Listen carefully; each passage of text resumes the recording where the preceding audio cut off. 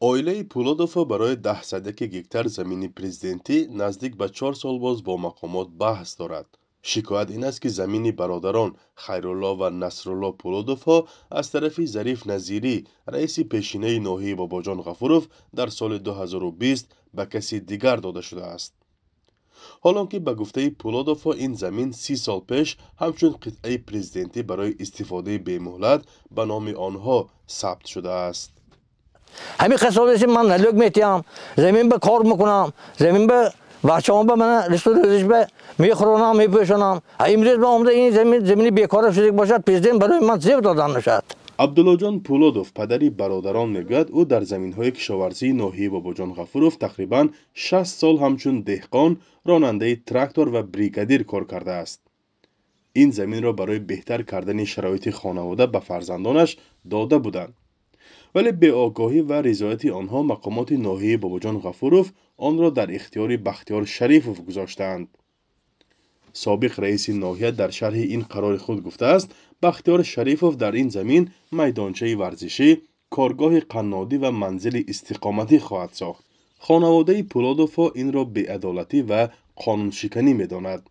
یا همه حرکت کردن غیر قانونی اما کشته گیرن و صاحب خود شوند.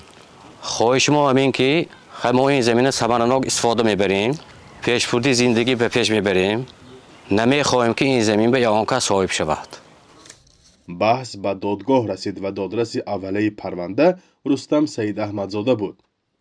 بعد زندانی شدن او دادرس دیگری ناحیه باباجان غفورov محمدالله ضیازاده بحث را به فایده بختیار شریفوف حل کرده است.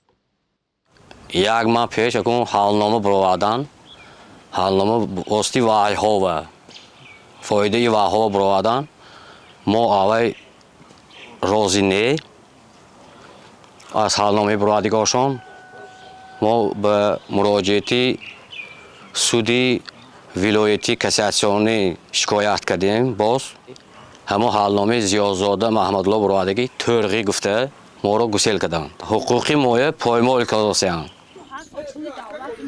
نیمه ماه مارس امسال مقامات دولتی خواستند حکم دادگاه را عملی کنند ولی ساکنان محله و عائله پولادوف اعتراض کردند. 4 سال ایسی عصبامو ویران 4 سال ایسی میدوی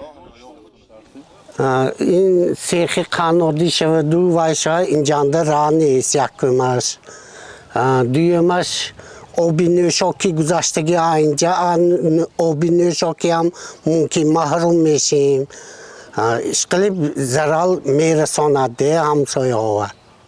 Президенtin gap اینجانده نیست. مسئولان خدمات اجرا و دیگر نهادهای ذی‌دخل بعد بحث چند ساعته نتوانستند زمین را به اختیار بختیار شریفوف گذارند. خود او در جای حادثه نبود ولی نماینده‌اش راضی نشد در این باره با ما صحبت کند. حاضران ادعا داشتند که سندهای مقامات نادرستند و بناهن حلنامه دادگاه اجرا نگردید.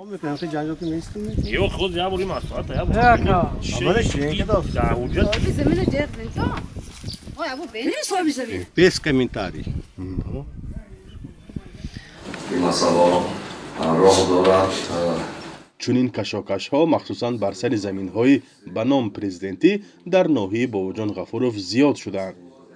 رئیس ناحیه میگوید حالا تقریباً 70 قرار مورد اعتراض و بعضی آنها پرونده دادگاه شدند. قانونشکنی بسیارش گفتیم که ما در سالهای پیش آمده ایستاده و همش وقتی که کشادن اما گیره کشادن این پیش میآید و جنایت خواهی نخواهی حاضر مواد چی در ما میپرسند. ما رئیس کمیته زمین کمیته باقاعدگیری زمین هم ایمینا میپرسند. یک پرابلم کلان شده که اعتراض میکنن ما قرار میبروریم ما بیکار میکنیم. با بین 2-3 ماه میبینی که ایسود کاغذ آورد که با ما گرفتیم زمین ما. انا اینا برای همین حاضر ما شما دیگه جواب پوره داده نمیتونم. میبخشید سر کلابمون گم کردیم. اکنون دادگاه تلاش دارد سرتیفیکات خاندان پولادوف را برای حق مالکیت این زمین بیکار کند. جواباً پولادوف میخواهند به دادگاه عالی مراجعت کنند. پاسخ چی می شود نامعلوم است.